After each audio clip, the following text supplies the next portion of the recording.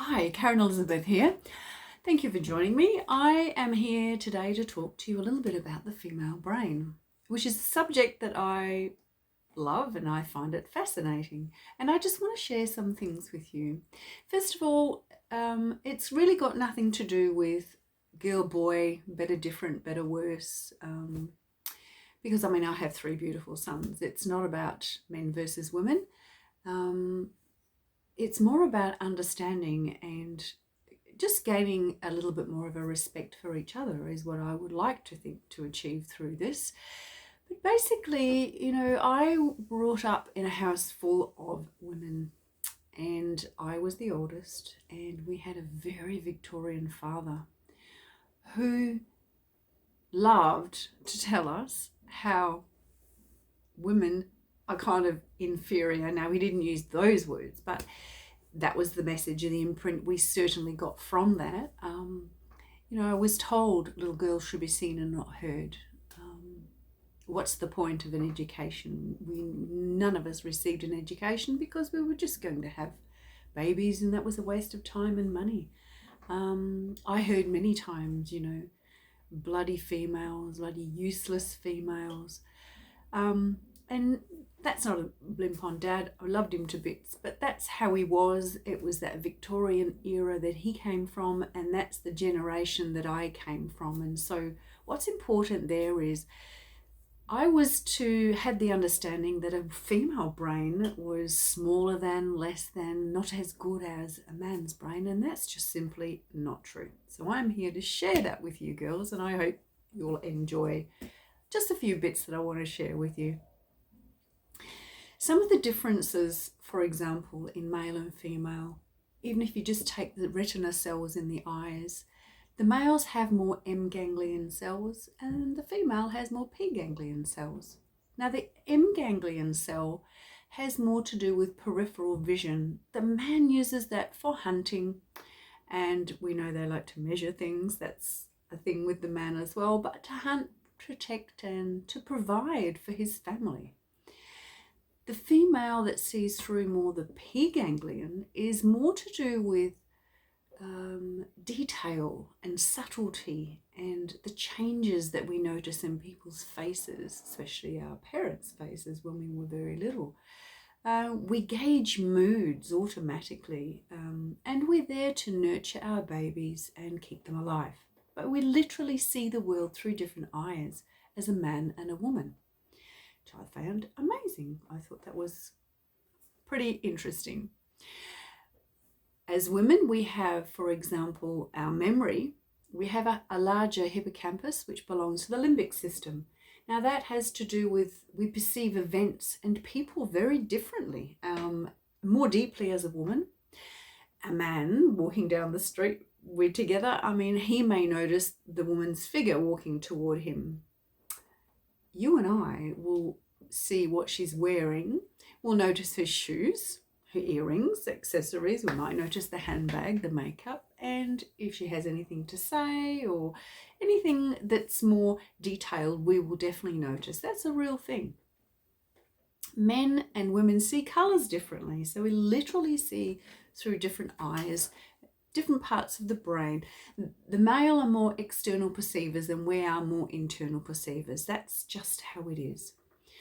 Now, the prefrontal cortex develops much younger in a female, quite a few years more so than the boy, which means that really the female takes fewer risks than a boy. I think it's a few years later the boys develop that part of their brain. But as far as us women go, we feel fear and anxiety more quickly, and it gets out of control quicker for us too. We feel it more. The prefrontal cortex is where we do all our thinking, sensible decisions, our good thinking comes from the prefrontal cortex. The amygdala, also part of the limbic system. Now, male and female both have an amygdala, and the amygdala is responsible for, or plays a very important role in our emotional behavior and our sexual behavior.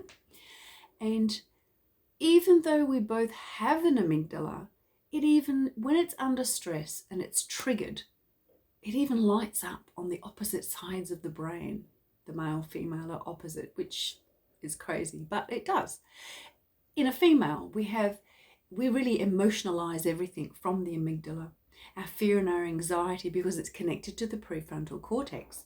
Again, sexual behavior.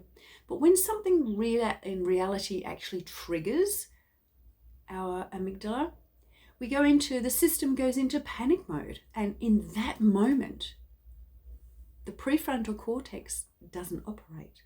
When the amygdala lights up through the fear, the panic, the stress, the anxiety, the prefrontal cortex will actually close down. So in that very moment, we are literally dumber. I hate to say that, girls, but we are, because we feel that so strongly. The anxiety and the stress is so strong. I always remember that girl in the court when she was under so much pressure and so much stress. Her poor body language was screaming and she just couldn't think straight, and she just kept banging her head at the front here to just try and think straight. She couldn't think straight because when all that stress is happening and the amygdala at the back is lit up, this doesn't work. So unfortunately, it literally turns off. Now, both the male and the female, if they had both had a right-left brain stroke, the male may never talk again, but the female will learn to talk again.